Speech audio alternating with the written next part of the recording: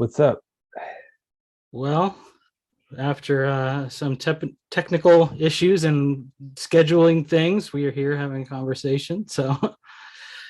Um, so I know I've gotten to listen to you have a whole lot of discussions with a lot of people, and I know I sent you one kind of a thing that was sort of one conceptual way that I was thinking of how some sort of a universalist thing might work. Um, because I'm not just all gung ho on it like that. But Was that having to do with the possibilities and so on? yeah, somewhat, yeah. I have to admit that the time that you sent that to me wasn't a good time because everything was up in the air from the move to some degree. Things still are. Hmm. But I know that you and I had an interesting kind of discussion on it briefly Yeah. in your Discord messages. And I recall you're saying something that on your view, only a limited number of possibilities exist, as Hmm. if God only fashioned a limited number, raising the very interesting question, out of what materia prima or deeper understanding or notion of possibility did he fashion the possibilities themselves? Um, like that was a very interesting direction in which you took that because I think most people for whatever reason have some sort of modal intuition that there simply are infinite possibilities. Hmm. Whether or not all those are equally real, Yeah. I incline toward no on that, just as Saul Kripke criticized David Lewis' position that all possible worlds are real, by saying if all possible worlds were real, what would God do to make one of them actual? Give it a kiss? So, in other words, understanding the way in which terms are defined on their complement, and one can't even meaningfully speak of actuality or possibility without presupposing the meaningful possibility of the latter. Possibility has to be possible, actuality has to be possible. Um, and so anyway, those are just some kind of thoughts that I have on that stuff right off the bat. I hear it a lot these days, modal realism and multiverse and many worlds and blah blah blah. It seems to me a basic sort of uh, truism that if some worlds are, then others aren't, because otherwise we can't speak of either. That's a little bit like Wittgensteinian, though, maybe. I don't know. I'm not a Hmm. real philosopher. I'm just an amateur. Yeah. Well, I mean, I had thought of this kind of more or less in the sense of, okay, first of all, I think we have to assume like this world is real, or for all intents and purposes. Like if you're totally convinced, like kind of the simulation theory, that's just not or to whatever extent that affects you, like this is the realest thing we know, the life that we have and our experience in this world. um but I think if we look at things always from like a strict chronological point of view, as if in before God created anything, there was just God. And then one day he decided to create everything. And then, everything just progressed along the path that it progresses. Then you kind of have all of these bad arguments that, atheists and people will criticize of the Bible of like, oh, why did God have to like wipe out the world out with a flood? Like he made a mistake, like why, if he's so great, like why does he make mistakes? And, Or, I these, mean, there is also the interesting conceptual difficulty of speaking of the moment that time was created. yeah. One might say God is outside of time and he existed for that reason before time. I mean, maybe, but that's presupposing a deeper kind of underlying be called time. Mm-hmm.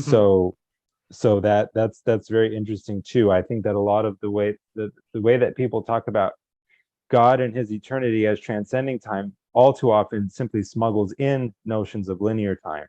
Mm-hmm. Um, and rather than having eternity transcend linear time, really they almost envision linear time as transcending eternity, because it's like in the beginning there was eternity and then there was this, and you've got the linear time that's somehow bigger than both, that's underlying both. And I think that's tremendously self-contradictory and difficult.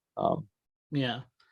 Well, I think, that we always have to be aware of the fact that like chronological time is the way that we can perceive and understand things, but we have these hints that that is not necessarily the way time is.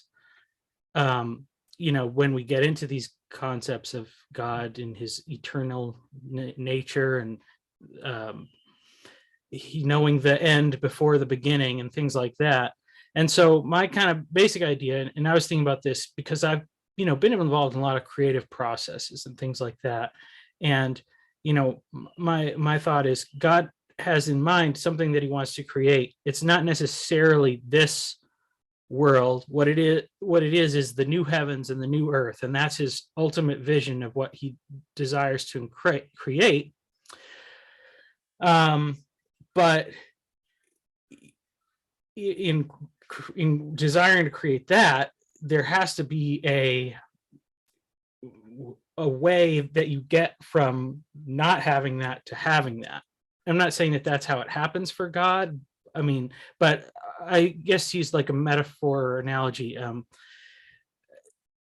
If you, for instance, encounter some new object, like you pick up a phone or something, and this is the first time you've ever seen it, and you say like, how did this get here? Like right now in the moment you have the phone, but you have to think back of like how this phone could have been created, its material creation, the process, of the development of all the software and all these things, hours and hours and centuries of knowledge basically are distilled into this physical object. And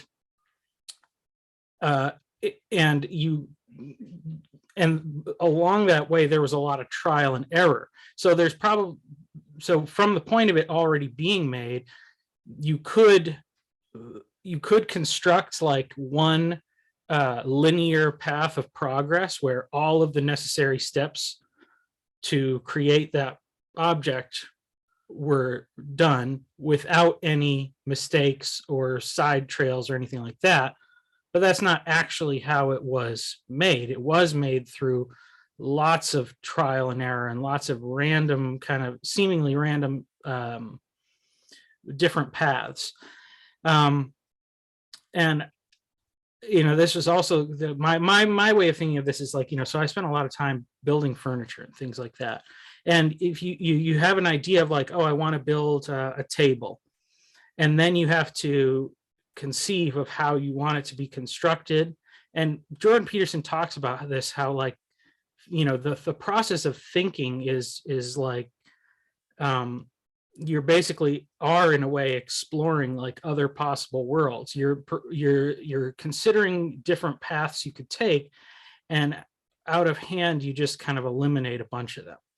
So this is where I was thinking most of these multiverse models, they have like these super absurd worlds where like everybody's like a pancake or something, or just everything's made of paint, or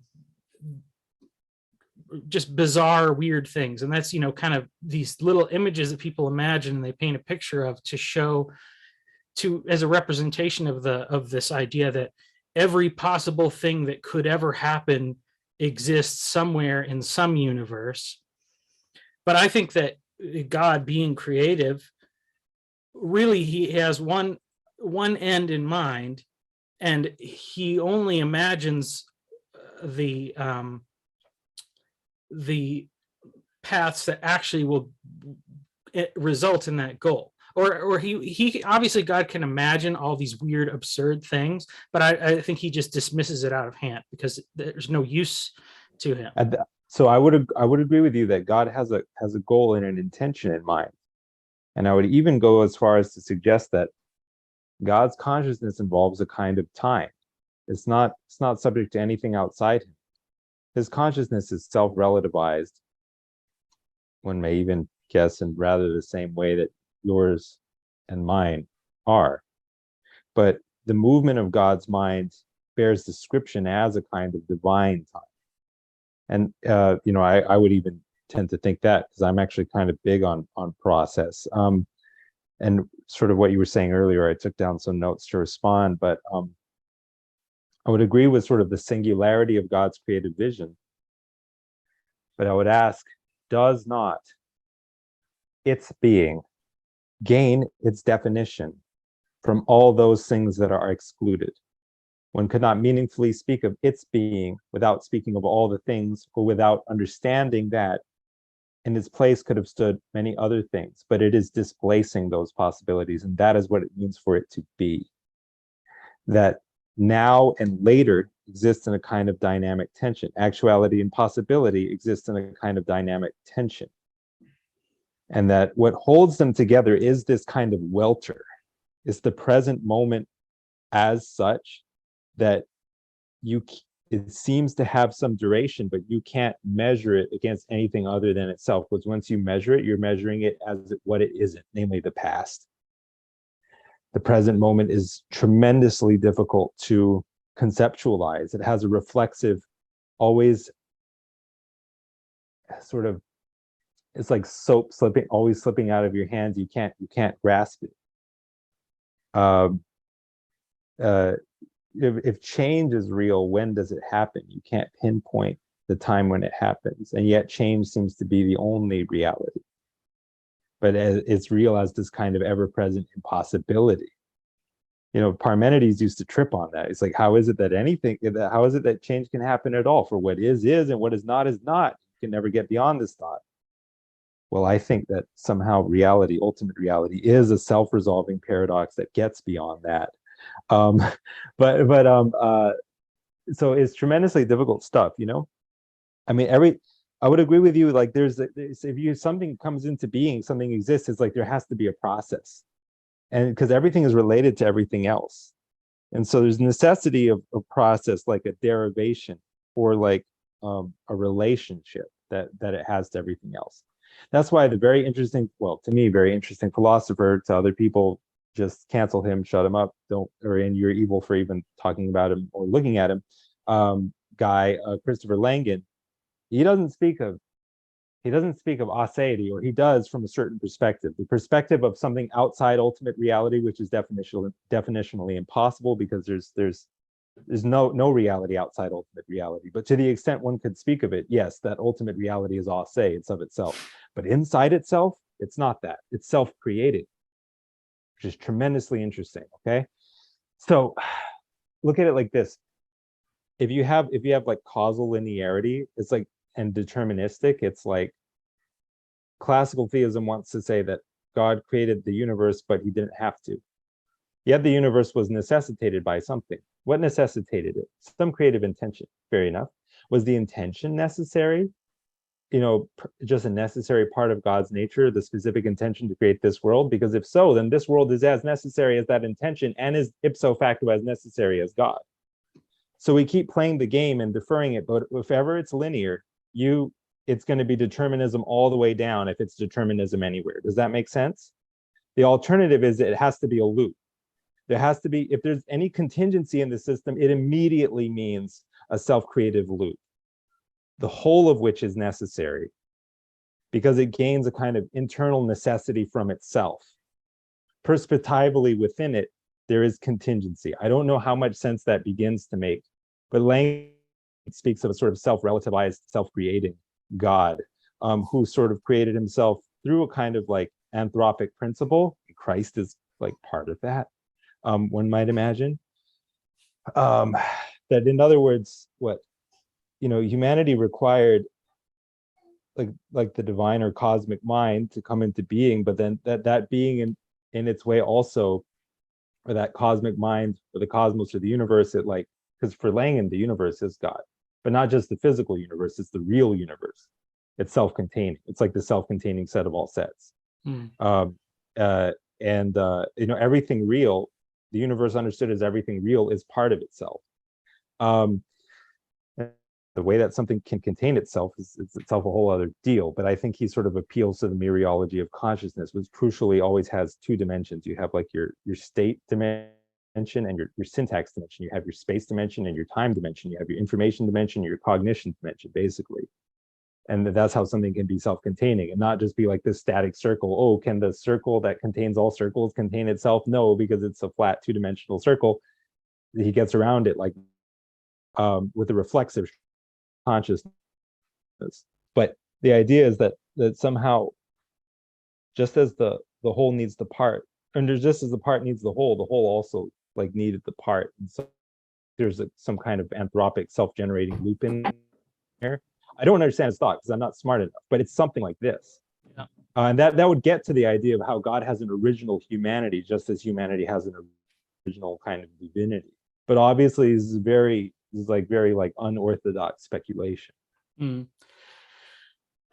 I mean, when it gets to that like point, it is kind of too much for me to handle. It's interesting because I'm talking to Jacob Federucci a lot, and he kind of talks about the Jewish conception that God is the Irenic God, so everything that exists is within God, which at that point it's hard to distinguish that from some sort of a simulation theory without something like the incarnation.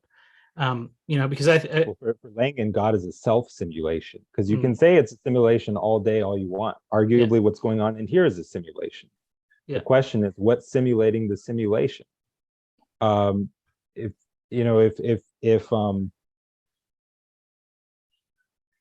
for Langan, base reality it's somehow self-simulating. It's like the MC Escher hands that are each one is drawing the other. For him, it has to be like that.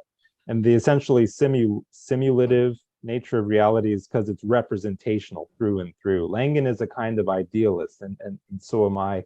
The idea that for something to be is for it to be perceived, and for something that is non-perceptual to have being, no one can even explain what that means. The being of an entirely wholly non-perceptual thing. Kant offered the idea of the noumenon, which Langan dismisses as an inconceivable concept. Whatever Kant meant by it, we don't know, because he can't explain it. He couldn't possibly. So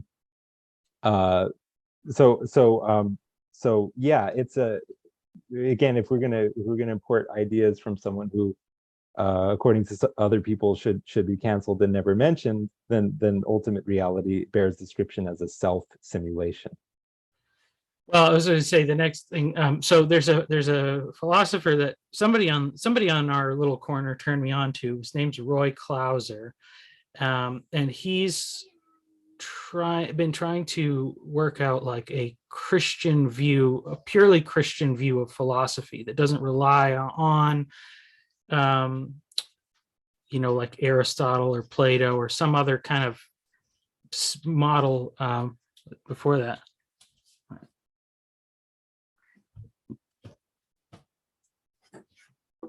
I'm gonna go play for a little bit. Hey. Hi. Hi, buddy. No, okay, buddy, go on. So I have dog and child right here. But he actually says that it was in the Eastern Orthodox tradition, and actually the Dutch Calvinist tradition through a guy named Herman Dooyeweerd that came up. These are the two Christian schools of thought that came to some sort of a non-reductionist philosophy. But part of that is that ultimately God is unknowable except through what he chooses to reveal to us. And so anything that we can basically think that we can discover it's never God's ultimate nature, because we are able to perceive it and discover it to some extent. It's just a way in which he's chosen to reveal himself to us. That's good enough for me.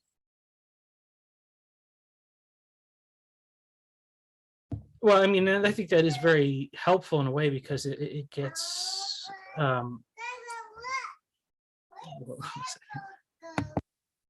we have a young philosopher discoursing on the nature of possibility and actuality, the relationship between epistemology and ontology. But she's being censored and canceled, unfortunately. And so if anyone in the comment section could, raise their voices in protest, that would be a good thing. Freedom of speech and all that. So anyway, I mean, to me, that whole concept just of whatever the ultimate thing is, we can't know. That works for me because I can't live in that reality. I think that, while I enjoy the philosophical discussions to a certain extent, I think that it can be a sort of a trap in some ways, where once you get into these unanswerable questions, what are you doing with your life? I think, I'm a down to earth kind of person. I think what we do is very important. And while, I think, when Jesus tells us that we should love God with all our mind, the intellect is very important and we should be stretching ourselves. But when you get to these sort of, you got to figure out whatever the questions you can handle and maybe work at that level, and, leave some of these other things up to the greater minds, I guess. Or there's a beautiful question which is ostensibly put by Jesus in the Gnostic Gospel of Thomas. Toward the end, I think Jesus is said to ask, "How does this being, which is, inhabit this nothingness?" Which I love that question because it's totally what it is. It's what Parmenides was tripping on. It's sort of what I was talking about. Like, if change is real, when does it happen?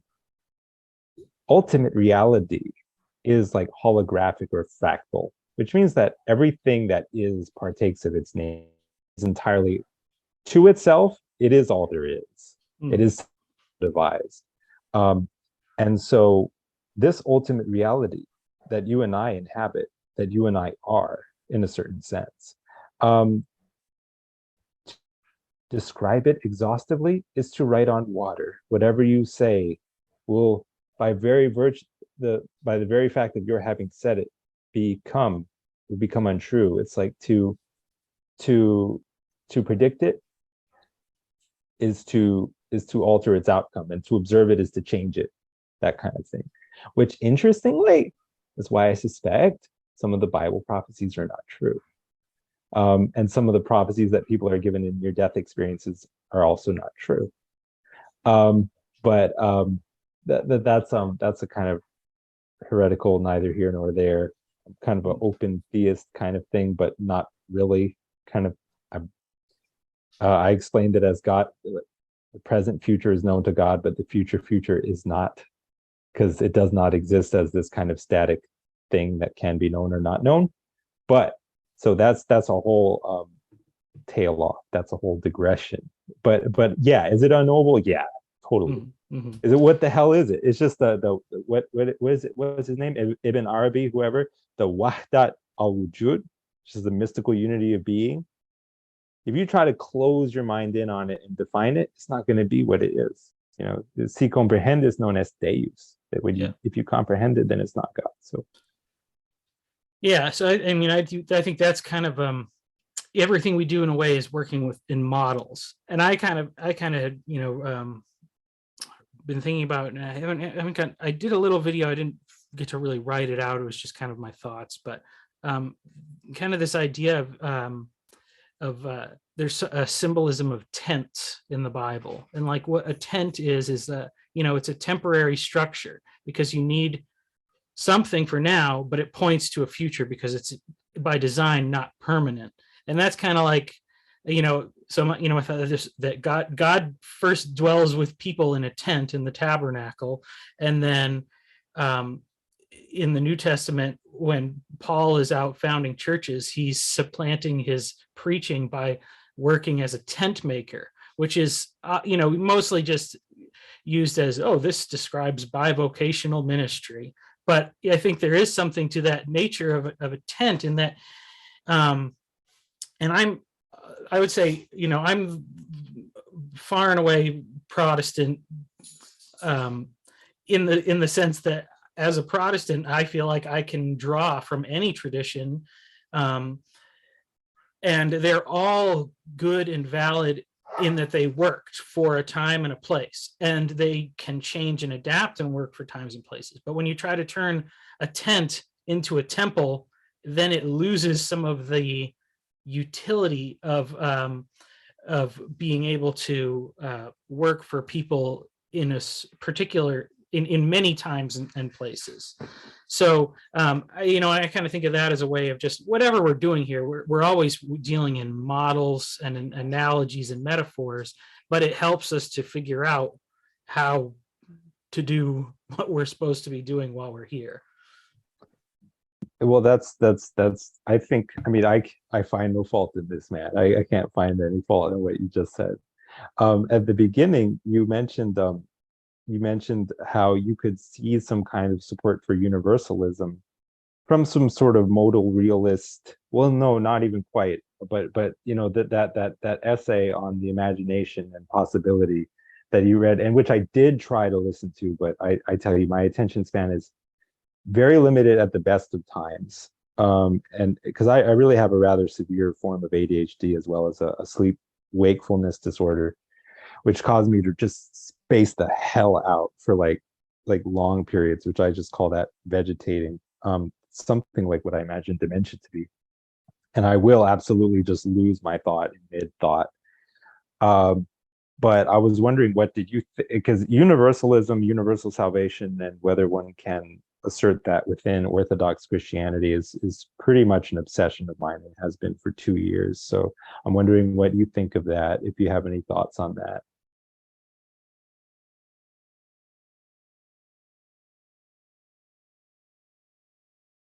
Oh, hey, Sorry, Michael, I can't hear you. my mic was muted. I muted it on my end. So the constraints that I've been mostly working under for myself are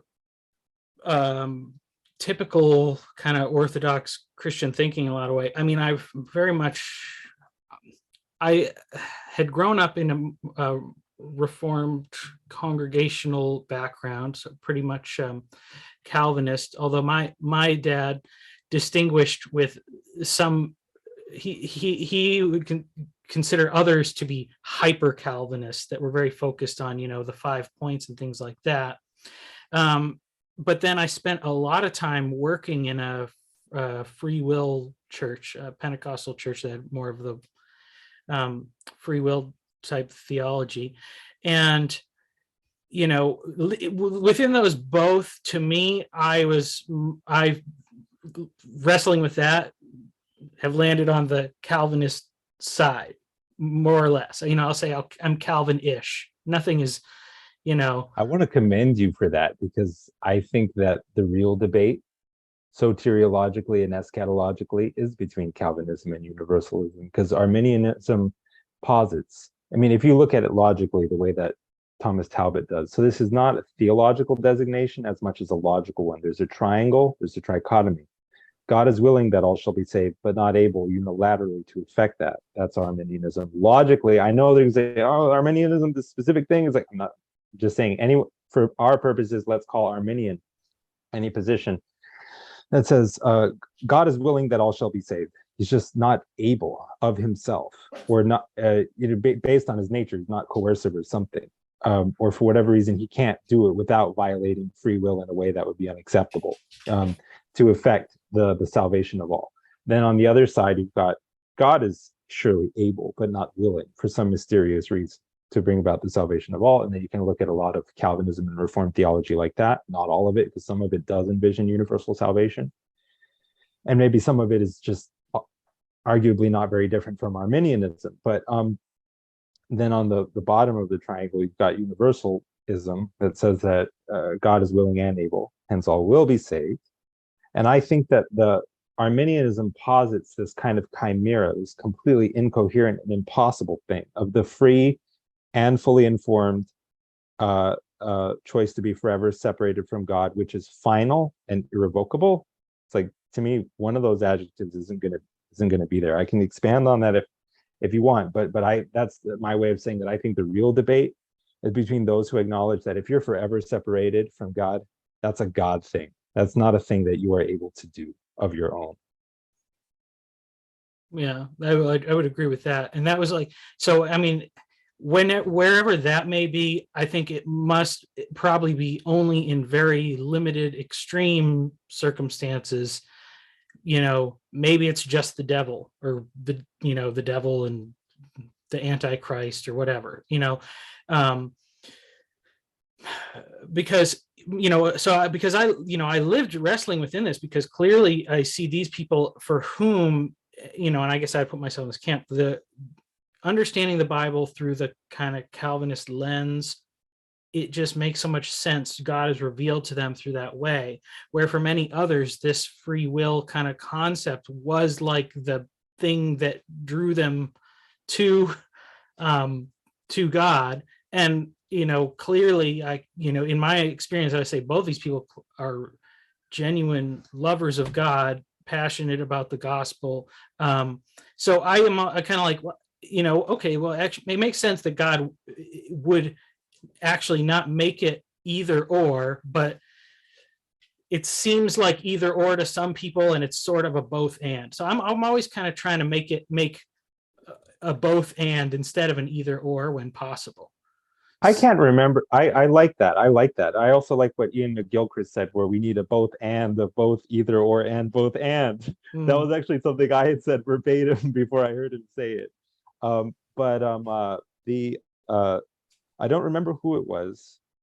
Was it C.S. Lewis? I don't think so. But someone said like it's a door that, on the when you're entering through, above the lintel, says that let whoever will come, something like that. And you go through that door, and on the other side, you look back, it says predestined from all eternity, kind of thing. And now that in and of itself, it may not be a sufficiently specific view to like encapsulate like the kind of Augustinian predestinarianism of Calvinism. That was a lot of isms, but is that a view that you would agree with? Is that kind of what you're getting at, or not necessarily? Well, I mean, so I'm thinking from the standpoint of if God's in original. So I think that the idea of that there's a new heaven and a new earth and a resurrection, whatever that means, that's the solution that breaks this kind of simulation thing. That's what makes things real, where God can interact with us, not simply within his own mind, I guess. And so if that's his ultimate intention, that's what exists. Whatever exists on the other side of time is what exists. And if he wants to create all the people, if all the people that he creates are people that he wants to be there, that, to me, I think that is possible. But I think,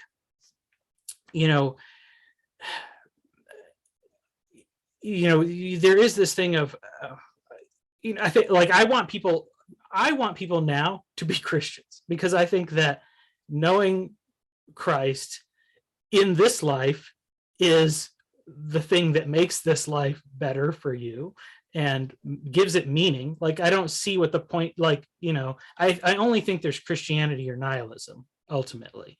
So, well, let me challenge you a little bit. Unless in challenging you, I am imputing a view to you that you don't actually hold.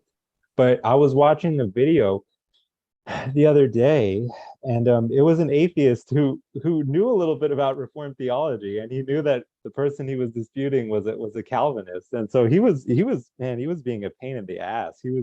But it was fun to watch, because he was like, okay, it's like, you want me to believe? What should I do to believe? It's like, am I able of myself to turn and repent and believe? It's like, according to you, no. What should I do? The poor guy didn't have any answer. You want people to be Christian, but what do you want them to do about it? What is there for them to do? Well, and I think that there's no doubt about the fact that within this life, not everyone will accept that. So, and when I remember when I was reading, so somewhere I found in my parents' house, they just had bookshelves everywhere, and I picked up this book about tulip, and I'm reading it. And I'm like, wow, you know what? This really makes a lot of sense. And the only one I kind of was like, I don't know about that, was the limited atonement, which I think kind of is one of the big sticking points. Total depravity, I'm like, yes, that makes total sense. And I think that when you see toddlers, honestly, you know, Vipers and diapers. well, not, I mean, not Well, just I think if we're ever seriously saying that God justly damns unbaptized infants to hell for all eternity, then we've kind of confused God with Molech. I never yeah. commanded you No, to I give your don't know. children And into the fire. It didn't enter my mind. no, I do think that, I think that there is some God judging people according to their understanding of what has been revealed to them, so I don't think that whatever, if there's partial punishment or anything after this, I don't think God's doing that to babies. I think that babies who are just going right to be in his presence. That's my belief. And I think that there's enough scriptural evidence to support that, and enough not to have people praising abortion. You've got very limited time. Okay. But yeah, for what it's worth, I do agree with you. Well, where last we left off, I had brought up the debate that I saw between an atheist and a Calvinist, where the atheist said, what exactly are you asking me to do? Because on your own account of things, I can do nothing. So are you just telling me to wait in case maybe he decides to throw me a lifesaver? Yeah.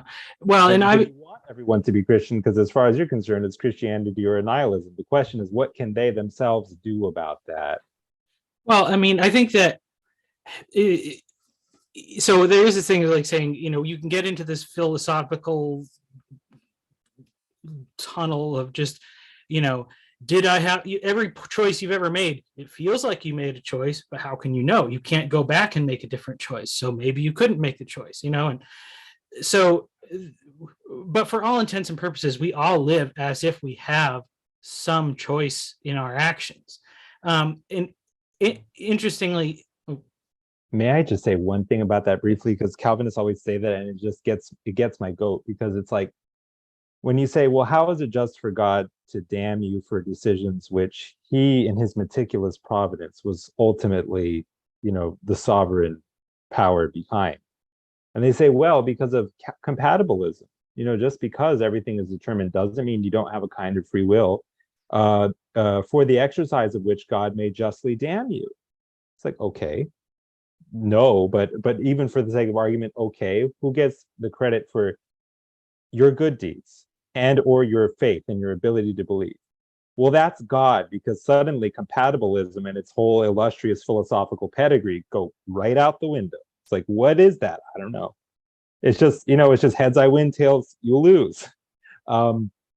It's whatever I need to do in order to make the system work. I don't like it. I'm not a fan.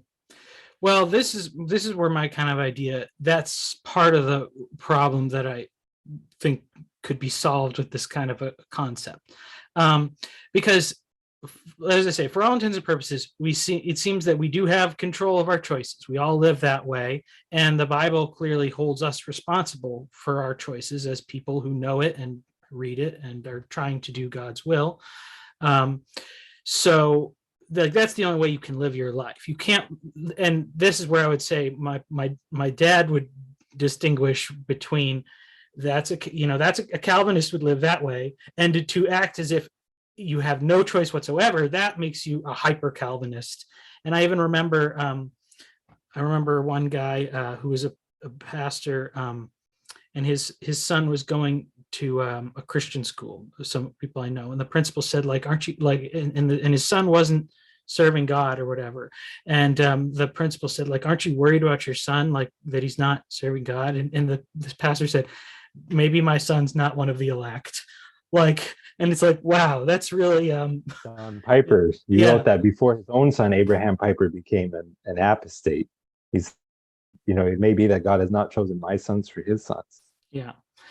I mean, Well, that's just boy. I mean, like, where do you even start with that? That's just a completely different theology almost, and than I think that Jesus had in mind when he spoke of God as Father.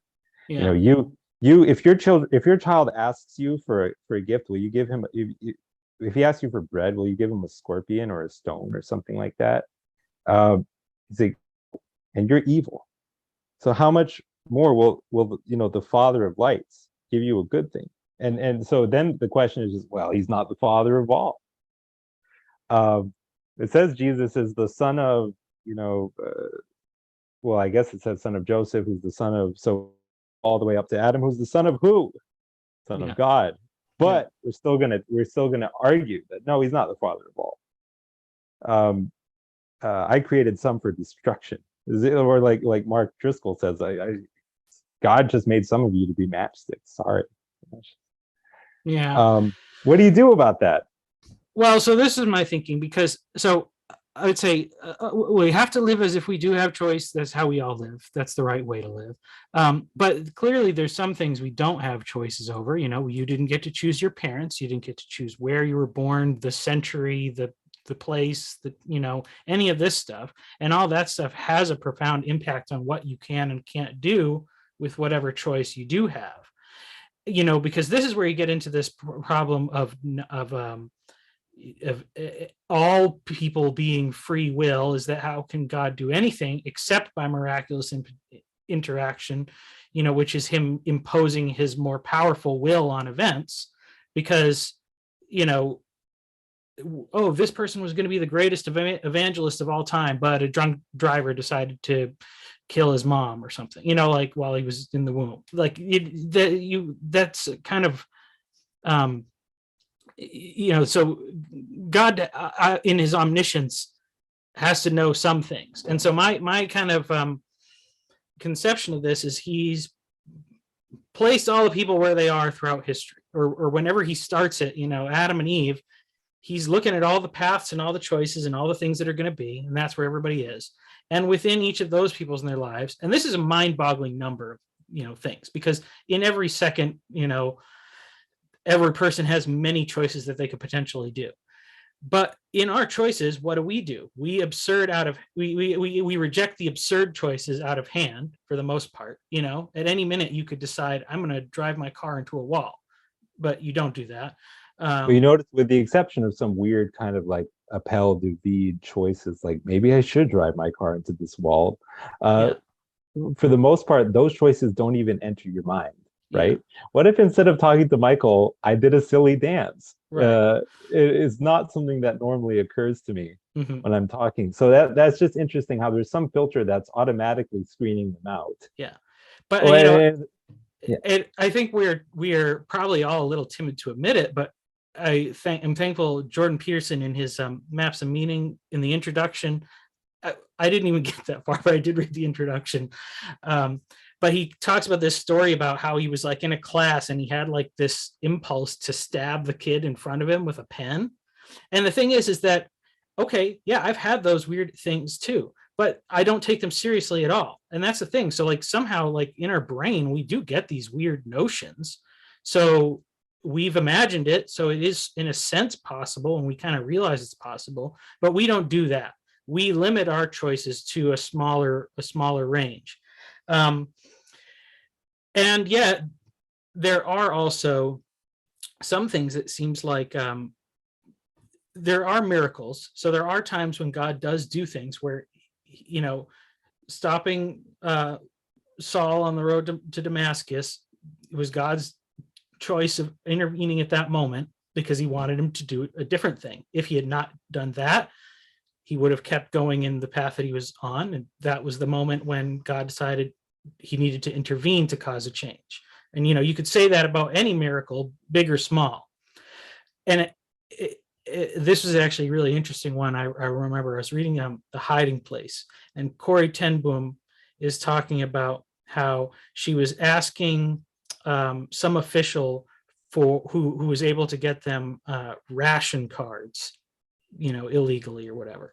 And she said, he asked me how many, and I thought to say 5, but I heard 100 come out of my mouth.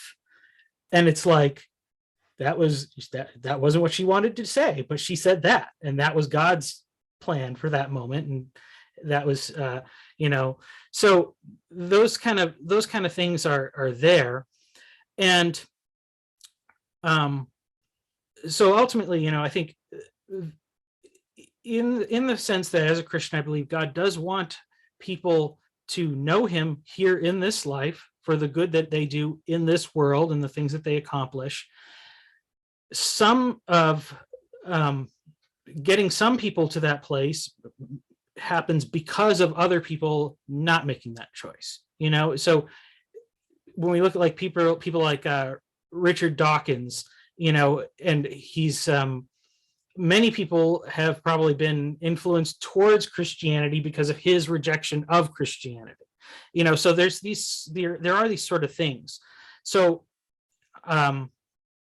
so my idea was, and I think we can all probably agree with this, like if after we die in the presence of God, he can show us all of the choices that we did make and the ones that maybe we should have made. And he understands that we did have choices, or we did have potential to do other things in these circumstances. And this particular life that we live, he just created the mix of good choices and bad choices that led to his ultimate will. But potentially, if some of these changes could have been made in a different way, it would have had an effect on certain other people. And so there could be many people who are a Christian because of a few key choices that somebody else made, that if that person had made a different choice, they would not be. And likewise, people who are not Christians who could have become a Christian if certain circumstances worked differently. May I ask you this? Yeah. And I understand if you don't even feel like you have all the knowledge to definitively answer this, and I'm not demanding that you have it. Because, I think we both agreed earlier that no one really has the answers to the kinds of stuff that we're discussing, right? Is that fair? Mm-hmm. Yeah. So we're both just speculating and kind of just, getting ahead of our head, the way that my friend Luke likes to say. Yeah. We're just kind of exploring possibilities. But I'm going to ask you, do you think that in order for God to save some have to be damned, that we almost need this conceptual complement? Like Wittgenstein's reason for rejecting universal salvation was that if there's a game, it has to be possible to win, which means it should also be possible to lose. If there are winners, there have to be losers. Is there something about creation which is necessarily zero sum, such that for God to save some requires that you damn some? Would you affirm that, or do you have thoughts on that? I think that it probably was necessary, maybe in some point, like for a small amount. Like I'd say, maybe if you think about all the people that God imagined creating, he imagines that all of us, because, and I would say this probably is true, all of us do love and appreciate certain aspects of God's character and who he is and the things that are affirmed and upheld in the Bible, but all of us also have certain points at where we reject that, and it is different for very many people. Like, for instance, there's a lot of in kind of like the woke movements and stuff like that, there's this sort of emphasis on we're being compassionate and accepting towards people. That's a godly thing, but you're accepting, you're putting no boundaries on that, and so a wise parent would know that, like, well, you can't do whatever you want, because if you do whatever you want, that's going to hurt somebody else. So be careful with parental analogies, because you may, in some sense that you don't intend or may pay for later, be acknowledging that God is the parent of that person. Well, I do think well, this is the point I think I'm trying to make here. I think potentially of all the people God can imagine, they will all accept and reject God in various ways, in the moments and the choices that we make. And perhaps but he must also be able to imagine one being, maybe this is the devil, who literally rejects everything about God all the time. Right, and that's very interesting, because in regard to this question, it was phrased a little differently. David Bentley Hart and That All Shall Be Saved, which, have you I've heard heard of of that, it, or but I read it? haven't read it. Yeah. You should. I don't make book recommendations lightly. In fact, I would be a big hypocrite if I did, because I read very, very little myself. But uh, David Bentley Hart addresses the question of, well, what if someone needs to be in hell, even if it's just one person, like Hitler, as he inevitably gets invoked. The question is, who is your savior in that case? Who really paid the price for your salvation? That's a heretical thought. Don't even entertain it. Like for me, the scripture, it says God is love. 1 John 4:16, atheos agape estin. David Bentley Hart wouldn't like my pronunciation of that, but whatever. Uh, God is love. And the question is, what is love? Love is interesting because do you know Joseph Raisin? Super brilliant gentleman and scholar guy. He also happens to be Jewish. But he's on the Bridges of Meaning Discord, which is mostly Christian, but not exclusively. Yeah. He said, I'm going to paraphrase because he always expresses himself much better than I do, but it's like, God is love is idolatry, because love is something finite that exists in creation, and God cannot be identified with that, because for Joseph, the New Testament is not scripture. And so that raises the question, when it says God is love, is it saying, hey, God is this finite thing that you already know all about it? Or is it saying you don't know what love is, and to know what it is, you need to be in relationship with God, because love is ultimately as infinite and ineffable, inexpressible, uncapturable as God. Mm. And so that if love is the infinite, or the infinite is love, whichever way it's safer to express that, or maybe one can just say both, then like the infinite, perhaps love has no opposite, no conflict. So the idea that, oh, God, the God who is love, must have some complement in order to define, who does not receive his life. So God is his life, because it says, I am that I am. It says God has life in himself. God is love. It's seeming to say that God is his life, which is love. And that's like saying like the Bodhisattva experiences salvation precisely because of the love that he has for all humankind, that he won't enter nirvana before he liberates, or every sentient creature. And it's not that he's deferring his salvation is already achieved because of that freedom and the joy and the true identity that he has in the love that he bears all humankind, right? So the question is, does the blessedness and the life that God wants to give us through Christ, does that need some complement, or is love like non-dual and infinite, such that if it has a complement, it merges with it, it dies for it and identifies with it, and and transcends even the most ultimate barrier, uh, in order to resurrect and reemerge with more abundant life. I think the Bible seems to be saying the latter. Some people have a dim and dreary vision where, well, what's life? Oh, life is just, having lots of fun and stuff. I get to be with my friends. Not those people. They suck.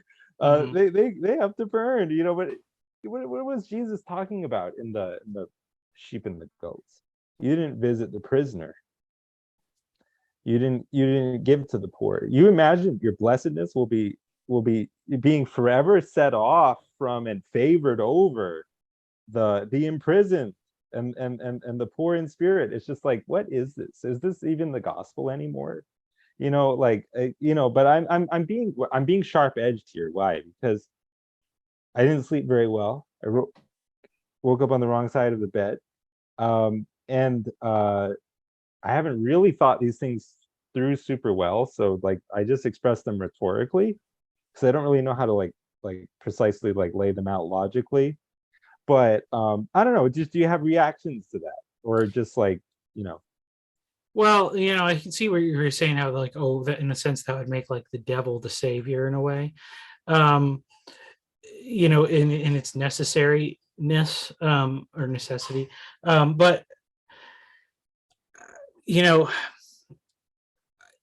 what I say, some of the stuff's like, I don't know, I don't care. If God wants, God can do whatever he wants to do. So if he wants to just save everybody, that's fine. But I think that you have to but just to save everybody then negates what he's revealed to us in the Bible in a sense. If he just if there has to be, or has to be some reason. if he waves a magic wand and Yes, just if he turns waves, everybody's will. yes, if he waves the But magic isn't that what he wand. does in Calvinism anyway to the elect? What? Isn't that what he does on Calvinism anyway to the elect? I don't There think can- so, because Okay. it's interesting because in my view, it's very similar actually. Like the way Jacob talks about how the Israel is God's chosen people, and he chose them to suffer. And I think that that's how a good Calvinist, in a sense, should be living their life. It's this choice, like God's chosen you as an instrument to do his will, which means that, yeah, you would expect to be with him in eternity in the end because you love him, because you're so grateful for what he's done for you. But it's not like in this life, which is the only one we really know and understand right now. It means God can ask you to do anything, because you're but but totally. this is all acknowledging truly that before you had this life with God, in God, this life of surrender and obedience Yeah. and co-suffering with, I would suffer all things for Christ, something like that. My command of scripture is really shaky. I was raised a Hare Krishna. I wasn't raised a Christian at all. Before that, surely you were at enmity with God, right? And then on Calvinism, traditionally, he changes your will for you. He gives you a new heart so you can even ask for a new heart. Absent that, you couldn't. So, but it sounds, don't believe that, or you do, or Well, I mean, it's tough for me to say in my own personal experience because I have been a Christian since I was a child. So, Mhm. and in my sense, it's just this loving view of the world that I was born into, which is very providential. I can't take any credit from that, So, but it very much, the more I have learned about the Bible, the more I've learned about God and Christ, the more it resonates as true with the reality that I experience. So, so I feel fortunate, in a large extent, that even I didn't have to have some traumatic existence prior to coming to that realization. but weren't you a viper in a diaper before you Oh yeah, well for had sure. that? I mean, and that's the thing, So there you go. There you were at enmity with God, weren't you? Yeah. But somehow the idea that God may do to everyone what he did to you is not acceptable. Well, I mean, no. Well, this is kind of the point of my. I'm being a pain in the ass here. Yeah. I recognize. Well, no. That. This is the kind of the point of where I was getting at in my little essay that I wrote there, because obviously we can't understand anything without contrast. If God creates the world with the humans that just love him unconditionally, what is that? It's not. It's like it's just it's just mundane to love God without the contrast of not loving God. So and I think so we have to look at these experiences, there has to be some way of repentance, a changing of mind, coming to a new understanding. I tend to give God a lot more credit than I want to give ourselves for that, because and the thing is that and are you that there are just going to be some who will never go through that process of repentance? potentially. Potentially. Well, so, and this is the thing. So I think there are many, kind of models or people, and I think this is somewhat of an orthodox idea that those, who are in Christ will be resurrected, and, then others will suffer. And then after the suffering, then they will also be, saved, essentially. So a post-death period of punishment, but ultimately, It kind of sounds like that's what happens to people in this life before they're saved. yeah, I mean, I think so. I mean, if It you're, sounds like the same thing. In other yeah, words, you were dead in your sins, yeah, and then you repented and you turned to God. Now, Calvinism is going to say the only reason he did that is because God decided to unilaterally reach in and bring about that change for you. And some other people, like the Arminians, are going to say you did that of your own free will. Probably the real truth is something like those MC Escher hands, yeah, where in other words, you don't understand the law without the instance, and you don't understand the instance without the law. If that makes any sense, the part and the whole, they interdepend. And in that moment, there's an interdependency between God and creatures, such that God is not a father without he's not a creator without his creatures. He's not a father without his, just analytically. So, I'm kind of willing to be with the Calvinists there and say that actually that's not wholly of your own doing. Or at least I would understand that this whole free will business, you don't have this radically independent free will that subsists outside of God. I don't think you have that. And so I'm not trying to lambaste the idea that God would reach in and change your heart, um, as some totally ridiculous, unfair idea. C.S. Lewis, and I feel that somewhat in my own experience. I don't feel like I can be rightly related to God, like, dispositionally without his grace. mm-hmm. I think he has to give me that grace for me to even almost ask for grace in the right spirit. So yeah, I'm not trying to totally deride that idea. I am more skeptical of the idea that God could not do that for everyone and will not. But you see, I just want to make my views clear here. Yeah. So, and I think this is kind of where I was coming at. So, for some people maybe would say they're living their whole life rejecting God. They're hearing about all their life. They have no desire to know about it. Whereas, yeah. Whereas others, you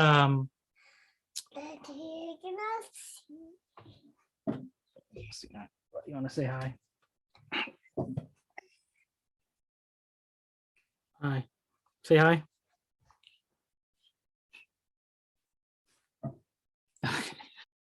Now there's this thought that you keep trying to, and I keep interrupting you. You keep trying to, get back on that track, and then there's all these other interruptions. Yeah. So if you can remember, about, yeah.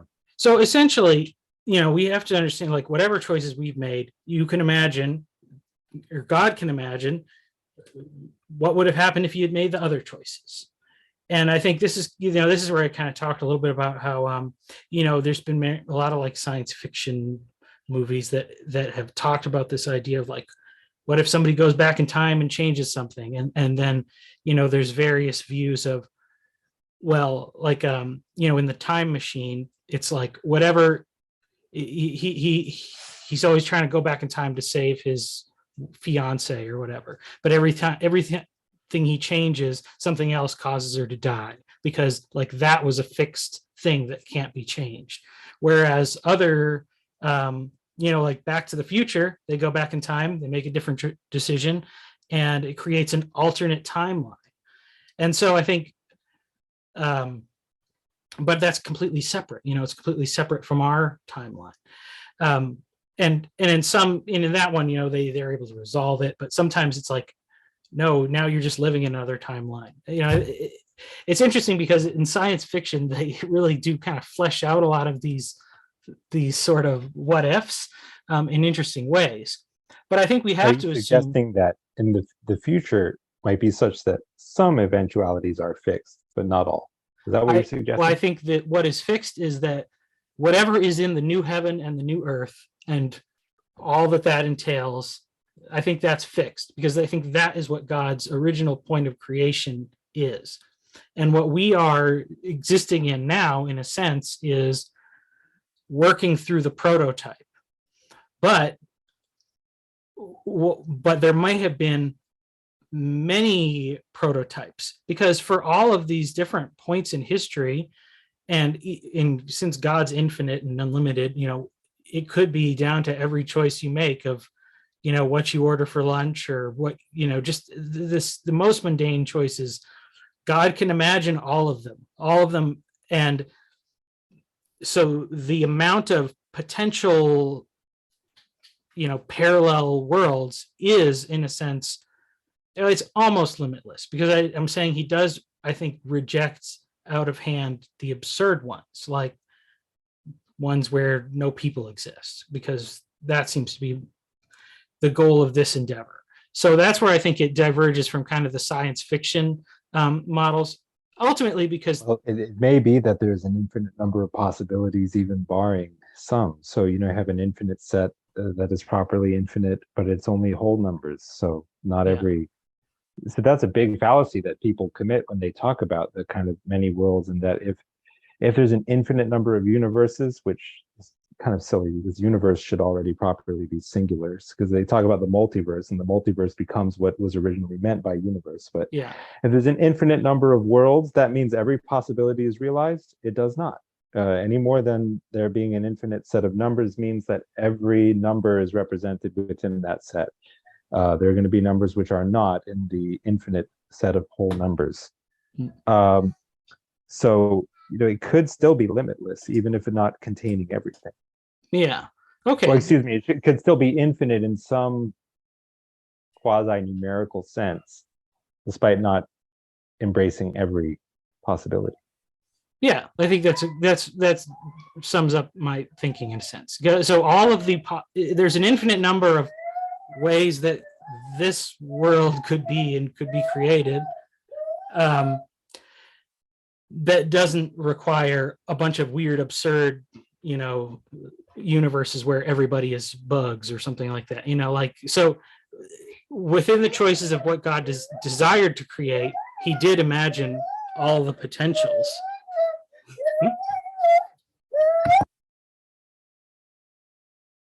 Well, the only thing is that it's not clear that if the potentials are infinite, that he imagined all of them. That would be a sort of actualized infinity type of deal, and an actualized infinity, it's an interesting idea. It's almost like you could count to the last number in an infinite series. There's something about the notion of totality which is exhaustive, but one can never, by definition, exhaust infinity. God cannot create square circles, or can he? What do you think? Can God himself exhaust infinity? Or is it simply that the number of possibilities is not infinite? Which brings us back to my first question.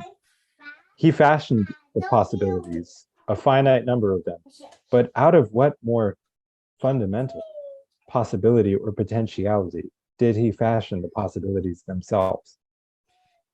Well, I'm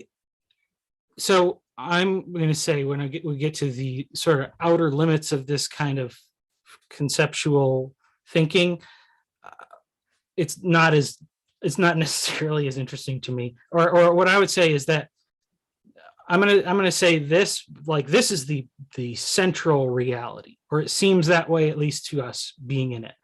But like the world where everything is exactly the same, except one day in your life you ate a different lunch, is almost exactly the same as this reality, but very slightly different. And the more those changes occur, along all the people that have ever been created a long time, the more different they are.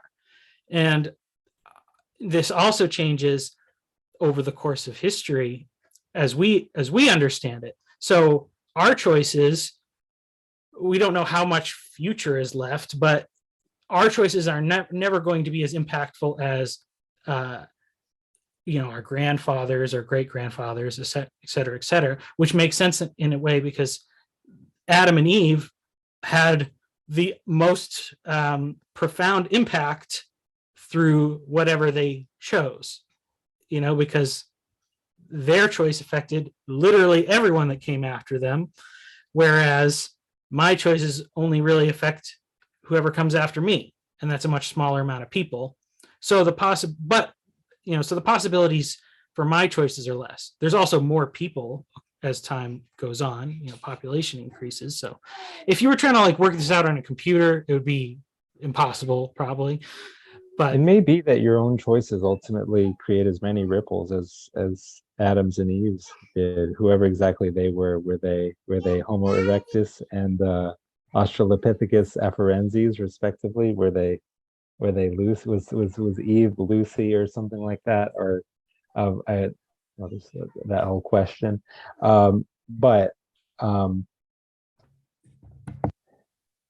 the Earth is 6,000 years old, and Noah's Ark contained every species on it, and the dinosaurs ate watermelons in the Garden of Eden where there was yet no death.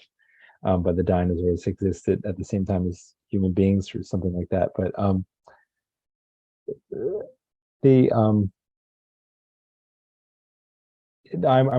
questioning whether you have as little power as you think. But anyway, it may be that your choices ripple out in eternity in a very consequential way.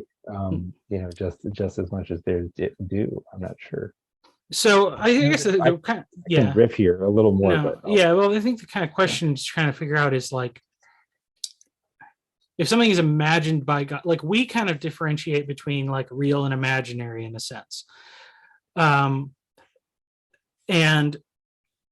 the things, but then, there's some things that we imagine, if you imagine realistic things that you might actually do today.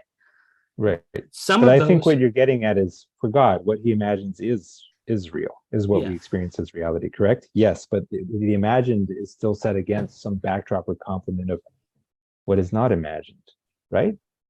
In order for it to have meaning. Yeah, or what I'm saying is maybe like, so before you do anything, you're imagining what you're going to do, and then, but you always end up imagining more than exactly what you do. Like even like coming into a conversation like this, maybe we have certain ideas about like, I'm going to talk about this thing and that thing, but now I'm interacting with you and you say something that throws in a different direction. So it will go. Which is another way of saying that in a sense you imagined less than what actually happened. I don't know. Well, let me see. Let me go through with another. I mean, both can be true. Yeah.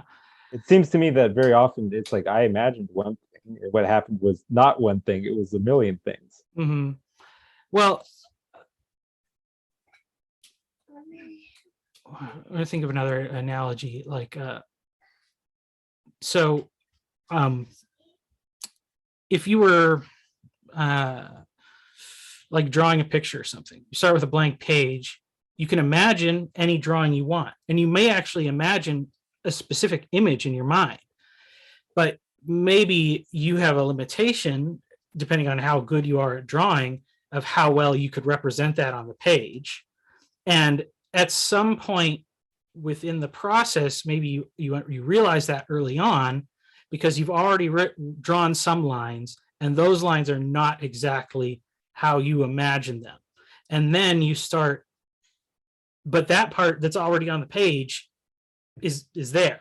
So now you have to change your imagined drawing to correspond with the part of it that's on the page, and then the imagined part changes to fit along with it. And as the drawing is completed, the amount of differences that you can imagine are less and less until you get to the part where, oh, well, I can, just close this little line here, and that's it. That was your last little choice, you know? So,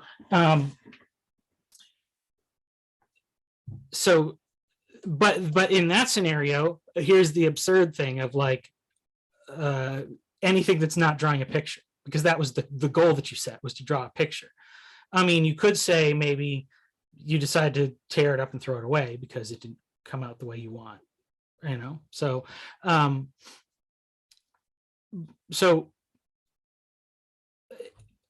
however it's God, you know, we're here as a product because of God's imagining.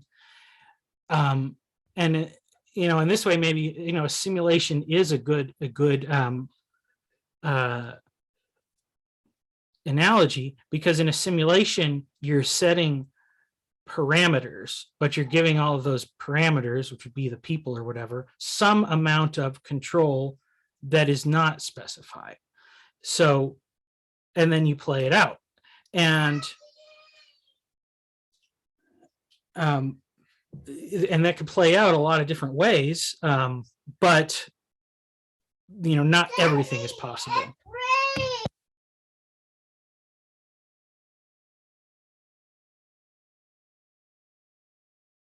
Yeah, I mean, I think that certainly for freedom, you know, to be possible, there has also to be constraint. I think that there's freedom is always defined within some kind of larger matrix of constraints. I think that's very wise. I think that's true. I think even creative project is defined within the larger matrix of the constraints of his logically necessary nature, being an uncreated mind. God is only defined or limited by what is logically necessary about his nature. Whereas you and I, there are things about us that could be otherwise, logically or conceptually, imaginatively, and yet they are the way they are, because we don't exist by logical necessity. We exist in a more contingent way. And so, you know, who and what we are is defined by what gave rise to us, and what gave rise to us in turn is defined by, you know, the larger matrix of constraints within which it was shaped. But God, you know, outside him there is no other, and there's no more ultimate reality than ultimate reality. So not even fully cognizant of where I was going with that, but I was agreeing with your point about this kind of dynamic, or this interplay between freedom and constraint. Again, all my thinking here is heavily influenced by Christopher Langan, to whom I owe a great deal, in terms, because before I read him, I was just some kind of garden variety atheist, sort of a Richard Dawkins type of guy, not quite so unsophisticated, maybe, but not very sophisticated. Arguably, I'm not very sophisticated now. I'm not a professional philosopher by any means. Nor do I know my Bible that well. But anyway, yeah, no, I mean, there's certainly mysteries here. You know, you're just talking about, you know, the outer limits of this kind of conceptual thinking. It's like, you know, nobody can know those limits. To know the limit as a limit is already to be beyond the limit, as Hegel put it. I conceive ultimate reality as a self-resolving paradox, again, to borrow that phrase from Langan, which is always, it is always its own limit, and then it's always transcending that limit. It is its own complement, and then it merges with its complement through a kind of death, agapic death and resurrection. But, you know, that's about as far as I can go in terms of the limits of my own conceptual thinking. Well, so okay, I'm going to try to cover some of the other points in my thinking to tie things together a little bit more. So my thought was God wants to create the more permanent reality that we would consider to be the new heavens and the new earth. And that, is a place with many, many people in it. And one of the necessary things of that, I believe, is the incarnation, the death, the resurrection of Jesus. And so maybe God's imagining other realities, but the ones where he imagines that not happening, it doesn't lead to his ultimate goal. So those are the ones that's the line that makes it purely imaginary, because it doesn't, without that act, it doesn't end in the place that he desires. But with that being present in every possible universe, the act of Christ, which is before the foundations of the earth, that the Lamb is slain, and that Christ is the same yesterday, today, and forever. That those events of his life here on earth are, in a sense, eternal events. So in every possible simulation, that was always one of the ingredients. That was always there. But then within that, maybe there, let's say, just to use smaller numbers or whatever, let's say God runs the simulation 100 times. And in one scenario, and he picks the one where the most people serve him and love him. But in some of these other ones, because of different choices different people make, it's a different set of people. So some people who are in on scenario A or whatever are out on scenario B, and some of the people who are out on scenario B are in on scenario A. So you know what I'm saying here. Like, so in this one, Is it axiomatic or is it possible? Is it axiomatic that there is no world in which everyone is in, or does that remain a possibility? Well, I think that this is what I'm saying here. There's one new heaven and new earth, but maybe there is multiple of whatever this earth and this reality is. Because so we can easily imagine the sense of, let's say somebody decides to reject God because like a minister or a priest or something did something that turned them off from Christianity. That's a very common story. I'm sorry. Let me just try to clarify for my own understanding, because is the question that I asked, was it basically a bad question? It was framed as a yes or no. Are you saying it doesn't admit of a simple yes or no? Well, I mean, what was the question again? The question is, because you are saying, I am gathering this from you, that there's a new heavens and a new earth, and that's kind of fixed. But the routes there, yeah, there are a number of different possible routes. Yeah. And what I'm asking is, is it possible that, because you said in some of the routes there, some people are in and others are out, and then on a different route, some of the last will be first and vice versa. So some of the reprobate in world A are the elect in world B, and so on. What I'm asking is, in your thinking, is it possible that the new heaven and the new earth could have everyone, or is it somehow axiomatic that whatever route one takes, there's going to be some winners and some losers? That's what I've been asking. It's kind of a yes, no, but it may be that, as far as you're concerned, the question is a bad question. It doesn't admit of a yes. Oh, okay. No. Okay. So I will say this is the conception of how to resolve the problem. How could it contain everyone? So that is what I'm saying. Yes. In the new heaven and the new earth, it contains everyone. And so I was thinking about this from the. Yeah. It's okay. Don't worry about it. Yeah, and you said that before. I just haven't been listening terribly well, but Okay. you did say that you're trying to explain how it Yeah. is on your kind So of okay, so modalistic like view. because here's the thing, like I remember hearing something of this is like because I remember this kind of set me off on this line of thinking. I remember I was listening. I was driving a car that I don't usually drive, so I was listening to the radio because it didn't have the thing where I would normally plug my phone in, and I just happened to be listening to some Christian preacher on the radio, and somebody called into this show and was asking like, will I remember my loved ones that didn't love Jesus in heaven, and this preacher was saying, no, like God's going to wipe away every tear. You're not even going to remember that they existed. And The I was eternal like, sunshine of well, the spotless memory. yeah. So I was like, what? I don't know. That does not seem like good. Like, that just seems like a weak, patching of a hole in your theological framework there to just give an answer like that. And so I I mean, was kind of if you were in heaven, but the condition was you could have no memory of your daughter, who would you even be?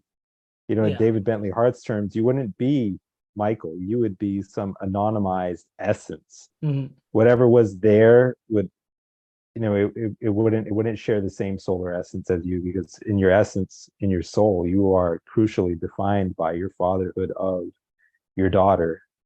And that's a very, very serious theological assertion to say that you just won't remember my sons, maybe you didn't choose for his sons, but when I get there, it's going to be the eternal perfection of dementia. Yeah. So then I was thinking about this, like, and I was thinking about and a good example was when Jordan Peterson interviewed that the Native First Nations Canadian artist, and he told his experience that he had gone to this residential school run by the Catholic Church, and he was horribly abused, sexually abused as a small child.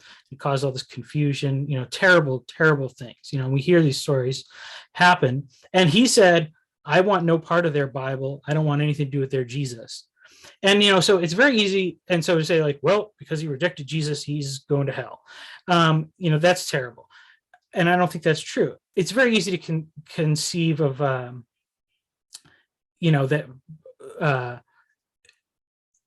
on the other side of eternity, he understands, God says what they did was wrong. Your understanding that good parents and good teachers should not do that to children, that's because you do understand and reflect my love, so that Christ is in him. Christ was in his grandfather who took care of him, but it was framed through this framework of a Native American or Native Canadian religion that didn't have Jesus Christ. It didn't have those elements.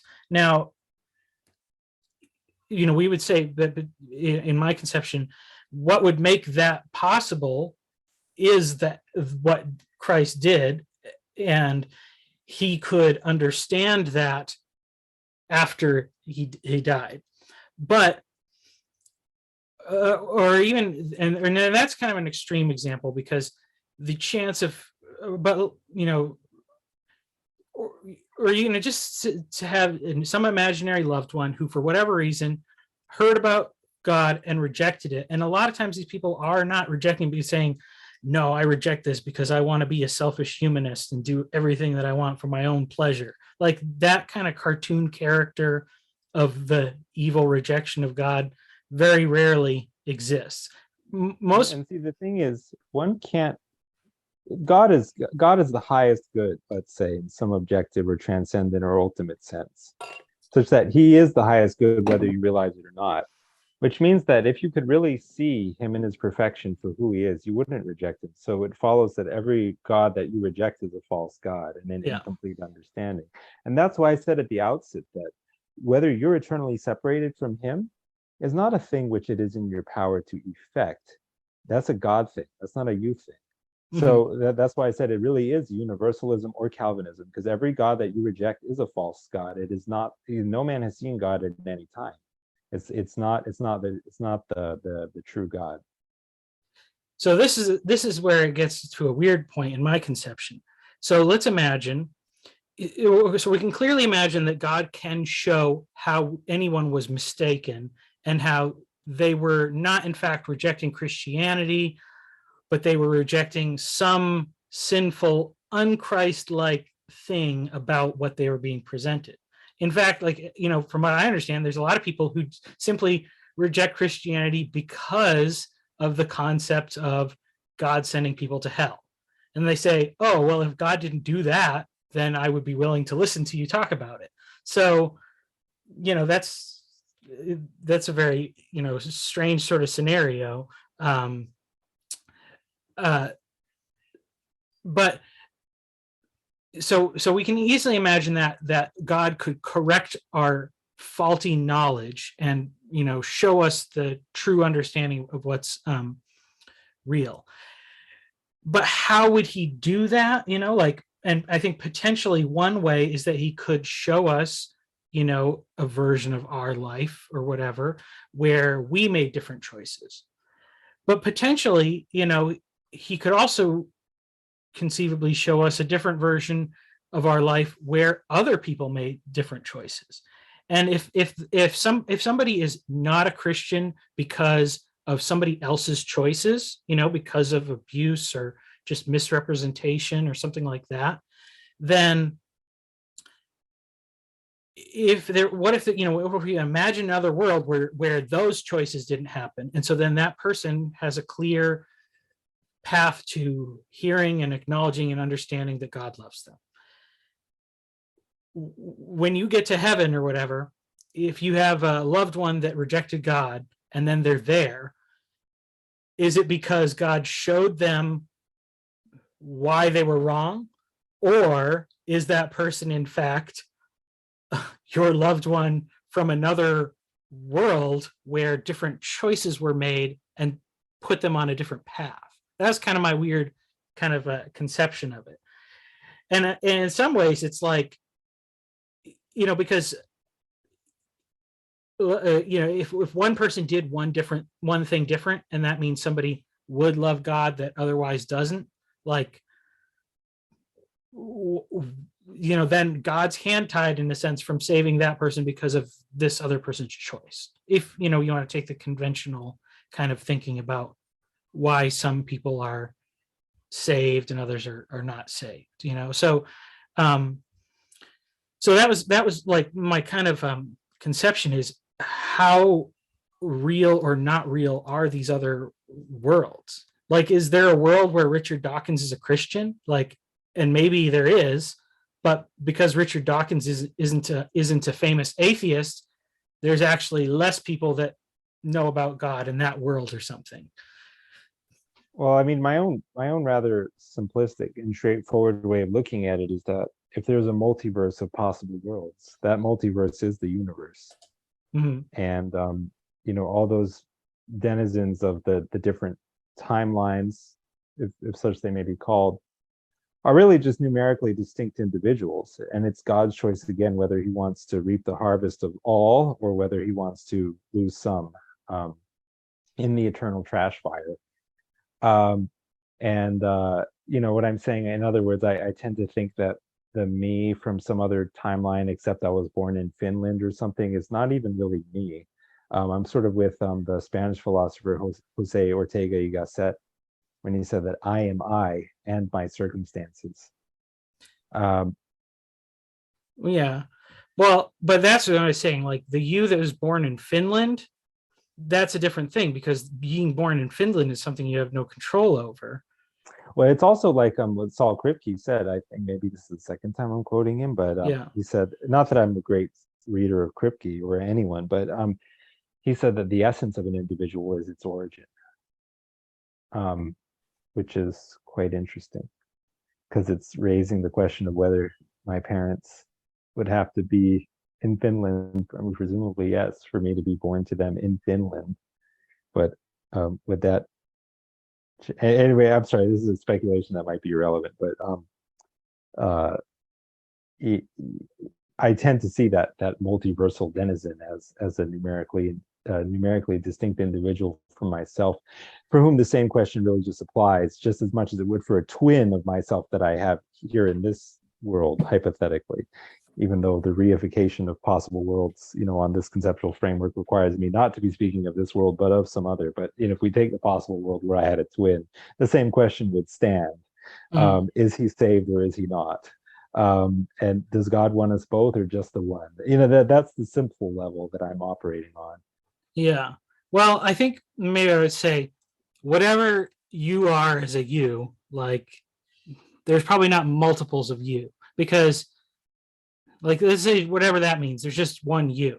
But if God in his omniscience can show you everything about the choices that you did make and the impact that they had, because I know I've certainly made choices that I would say I've done something sinful, and that's not, God could show me in a sense why it would have been better for me potentially to have not done that, but also why his overall plan is better because I did do that, or how he was able to use that in a way that was beneficial to his overall plan. You know what I'm saying? Yeah, you meant it for evil, but he meant it for good. Yes. Or in the Silmarillion, when Morgoth starts playing his own melody, God directs the orchestra around him and somehow arrives at music which is just as beautiful, if not more, than what it would have been had Morgoth not decided to take center stage. Yeah. So I mean, in other I think words, the devil competes with God, but God has no competition. Yeah, and I mean that's why I think, in a sense, whether God, this is my thing, was that the ultimate, in the eternal conscious torment, in a sense, exists in the mind of God because he's aware of every pain that we've ever experienced, that we've inflicted on others. He's eternally conscious of his paying for that through, the crucifixion, and all of the pain of creation, all the bad stuff that exists in the world now, where people will say, like, if God's so good, why did he make this like this? Well, in the end, in the final summation of things, he's going to remember all that stuff and you won't, as far as like the pain, or he may, however much of that he may let us remember to contrast his goodness, is up to him. But or maybe you'll remember all of it, but it won't Yeah. have any sting anymore. Well, maybe, yeah. I mean, that's what I'm saying, because we do understand like how Because it will have been redeemed. and the revelation of knowledge of how our, not only our sufferings, but also the evil that we do, can bring glory to him. It's not, and that's why I think, in a sense, there might be two things that God may want to show you. He may want to show you, in one instance, the life that you could have lived, where you perfectly embodied Christ in every choice you made. And that would be for your own understanding, to understand how much greater you could have been in your life of service towards him. But in the other hand, show you how he has redeemed every bad choice that you made and every bad thing that happened to you. And maybe it's not all of it, maybe it's some percentage of it that he reveals to you. So, because I think we do kind of all have this understanding that we're, this is what Paul says, now we understand in part, but then, we'll understand in full. So there will be some sort of revelation of knowledge about what's going on here that we will get after this time. So I mean, and I think those are two ways. And I think in one way, God could imagine, in a sense, a world where every single person was a Christ figure, sinless, in a sense, perfectly embodying his love in all that they did. But maybe in the whole world, that would not be if there was a world where one person was perfectly sinless, I'm saying like now, today or something, they might just get killed because for whatever reason they would come off as, they would reveal in others the sinful nature that they don't like, and it would cause resentment, and they would probably get murdered or something like that. So yeah, I wrote a little bit about that in my essay, that there's an imaginary potential of all of our choices, because we could also imagine a world where we gave into the most selfish desire all the time. Eventually, like, we could all be Christ, we could all be psychopaths, we could all, that possibility sort of exists. And really what keeps it from being one or the other is the stuff that we don't have control of, mainly our interactions with others, and the circumstances that we live in. And so we are, in a sense, all threads woven together in a pattern that works towards God's ultimate goal. But my kind of question is if there's some threads that are discarded in this pattern, maybe there's another pattern where they are the ones that are redeemed. Or you look at it this way too. There's one way to purge the cosmos of evil is to get rid of all the evildoers. Although one questions how many would be left. The other is to just get rid of all the evil in each evildoer. So in other words, to remove a thread from the tapestry is not necessarily synonymous with deracinating an entire person and the whole web of relationships that he or she represents and is defined by. Mm-hmm. Well, that's, it's sort of, we have 1 minute left, and I'm wondering if we could potentially end on this note or a similar one, and leave the rest for a part 2. Yeah, that's fine. You're saying part 2 today, or? I'm sorry, no, part Like, 2, maybe next week or okay, something. yeah, that's Just 'cause fine. some things I probably need to be getting at today, but I really enjoyed it. Okay. I mean, it's like you said, what we've been talking about, it's really actually mind-blowing. Like, you can't really understand it. Mhm. But I should go back and listen to your original video about the imagination and possibilities and so on. Although I think I did get a good understanding of what you were trying to say in that, just from this conversation. So Okay. yeah, let's pick it up in another conversation. Okay. Sounds good. Yeah.